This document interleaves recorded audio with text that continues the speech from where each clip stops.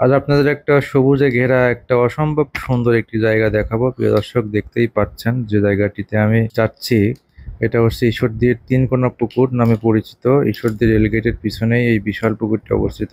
এর একদিকে রয়েছে পাতিবিল, আরেকদিকে রয়েছে পাকশি রোড। তো এই পিছনের জায়গাটা আমরা প্রায় প্রায় এদিক দিয়ে যাতায়াত, যখন রেলগেট আটকা পড়ে তখন আমরা এদিক দিয়ে যাতায়াত করি। আর হচ্ছে কিছুটা বিকেল টাইমে আমরা এখানে এসে অনেক সময় আড্ডা দিই বা সময় কাটাই। এই জায়গাটা অসম্ভব সুন্দর। যারা ঈশ্বরদীর আশেপাশে রয়েছেন তারা অবশ্যই বিষয়টা জানেন বা চেনেন, আর যারা দূরে রয়েছেন তাদেরকে ওই জায়গাটা আসার জন্য আমন্ত্রণ রইল। দেখতে পাচ্ছেন এই পাশে বিল দেখা যাচ্ছে, এই বিলে ধানের চাষ হয় এবং বর্ষার মৌসুমে এখানে প্রচুর। তো সব মিলিয়ে আমরা এই জায়গাটা এসেছি ঘুরতে, আজকে এখানে কিছুক্ষণ সময় কাটাবো। তার মধ্যে মনে হলো যে জায়গাটা দর্শকদের ঘুরে দেখাই, তাই সুন্দর মুহূর্তটা ভিডিও রেকর্ড করলাম, ক্যামেরা বন্দি করলাম। তো পাশেই রয়েছে আর একটা গ্রাম, এই গ্রামটা অসম্ভব সুন্দর। এই রাস্তার দুধারে রয়েছে এরকম মাঠ এবং এই বর্ষার টাইমে এদিকে পানি থাকে এবং ধানের চাষ হয় এবং এদিকে যতদূর চোখ যাচ্ছে ততদূর শুধু সবুজে ঘেরা, সবুজ আর সবুজ।